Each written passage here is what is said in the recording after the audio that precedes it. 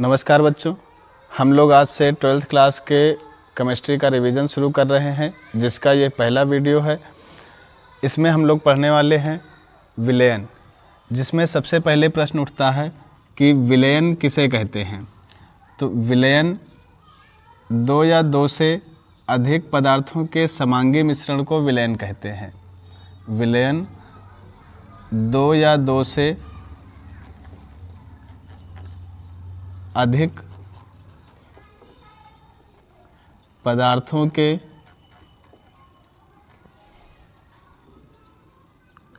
समांगी मिश्रण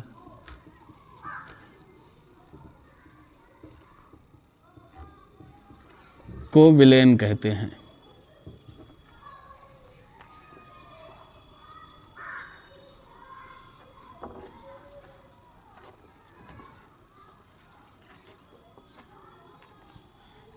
जैसे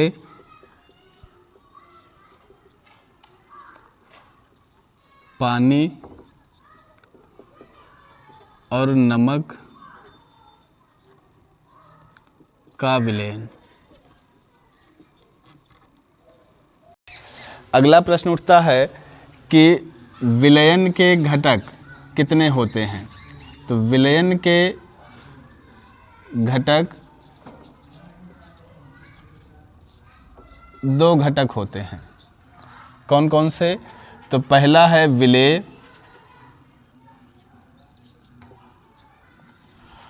और दूसरा है विलायक।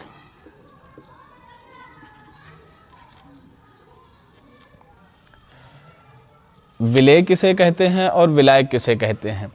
तो विलेय को पहचानने के लिए सबसे पहले देखो विलेय किसे कहते हैं।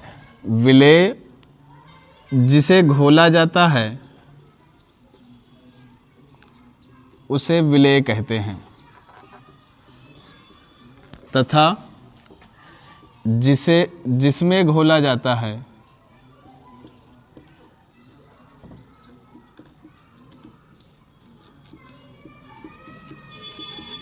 उसे विलायक कहते हैं। दूसरा है कि जो अपनी पहचान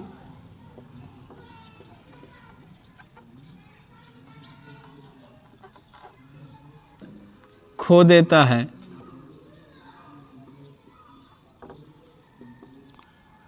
उसे विलेय कहते हैं, तथा जो अपनी पहचान बनाए रखते हैं उन्हें विलायक कहते हैं। विलेय की मात्रा कम होती है तथा विलायक की मात्रा अधिक होती है। अर्थात विलेय और विलायक को पहचानने के लिए तीन चीज़ें हैं जिनसे हम पहचान सकते हैं कि किसे विलेय कहते हैं और किसे विलायक कहते हैं। पहला, जिसे घोला जाता है उसको विलेय कहते हैं और जिसमें घोला जाता है उसे विलायक कहते हैं। दूसरा, जो अपनी पहचान खो देता है उसे विलेय कहते हैं, तथा जो अपनी पहचान बनाए रखते हैं उन्हें विलायक कहते हैं। जैसे नमक को पानी में मिलाया गया तो नमक अपनी भौतिक अवस्था को खो देता है, अर्थात वह ठोस से द्रव में बदल जाता है, तो नमक विलेय हुआ और जो पानी है वो क्या हुआ? विलायक हुआ। तथा जिनकी मात्रा कम होती है वो विलेय होते हैं और जिनकी मात्रा अधिक होती है उन्हें विलायक कहते हैं। आगे हम लोगों को पढ़ना है विलयन के प्रकार।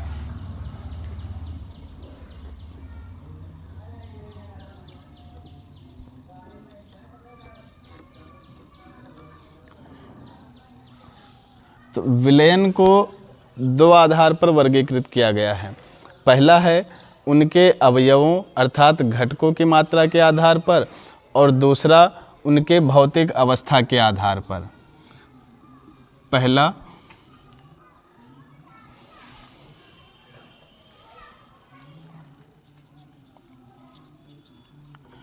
अवयवों की मात्रा के आधार पर,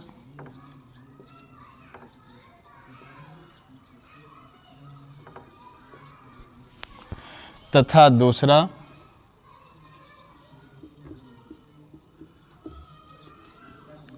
भौतिक अवस्था के आधार पर।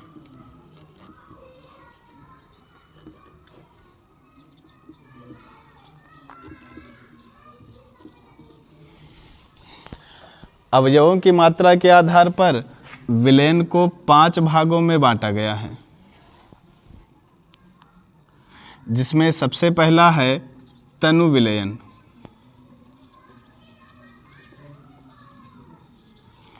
और दूसरा सांद्र विलयन।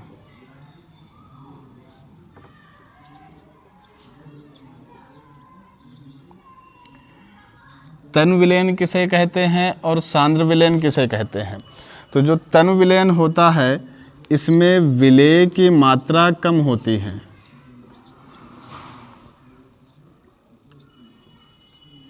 विलेय की मात्रा कम होती है, और सांद्र विलयन में विलेय की मात्रा अधिक होती है।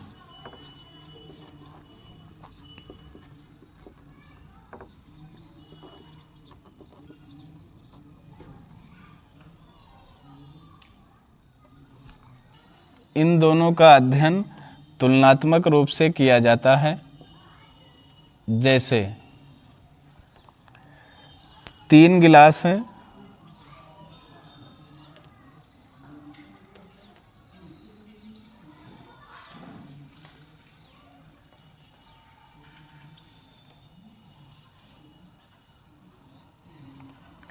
ए, बी और सी, तीनों में 100 ml पानी,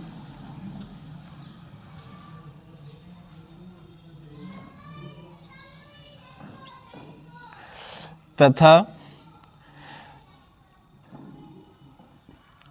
एक गिलास में 1 चम्मच नमक, बी गिलास में 2 चम्मच नमक,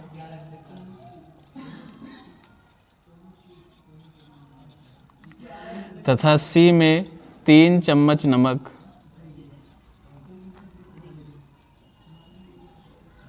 का घोल तैयार किया गया है। जब हम ए और बी की तुलना करेंगे तो इसमें बी जो होगा वो सांद्र होगा और ए तनु होगा, तथा बी और सी की जब तुलना करेंगे तो सी सांद्र होगा और बी तनु होगा। तो तनु और सांद्र ये दोनों तुलनात्मक रूप में होते हैं, इनका अध्ययन तुलनात्मक रूप में किया जाता है। इसके बाद संतृप्त विलयन,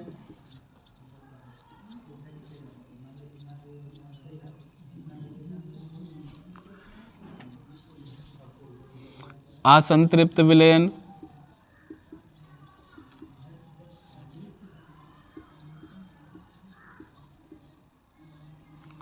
तथा अति संतृप्त विलयन।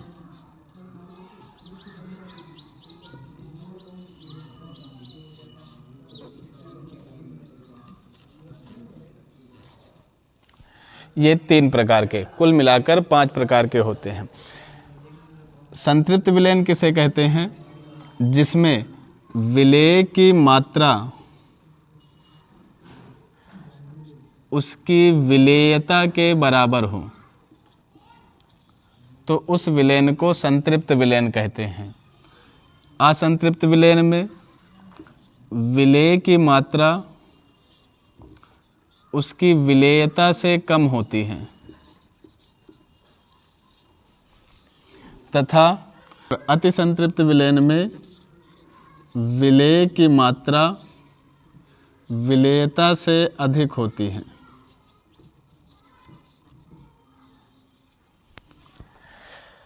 अब प्रश्न उठता है कि विलेयता किसे कहते हैं?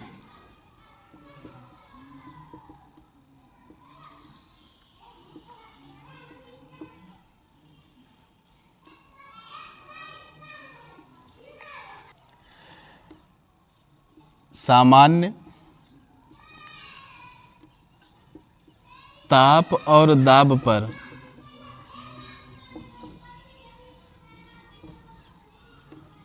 विलेय की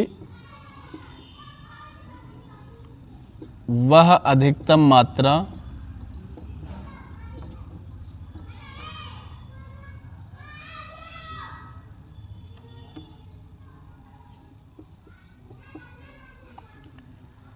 जो विलायक में घुल सके उस अधिकतम मात्रा को उस विलायक की विलेयता कहते हैं।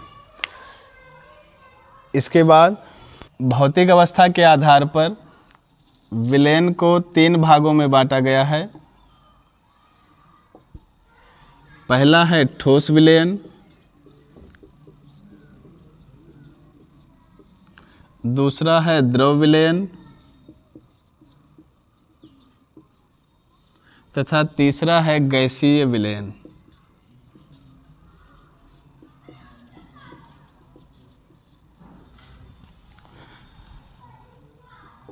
ठोस विलयन, द्रव विलयन और गैसीय विलयन।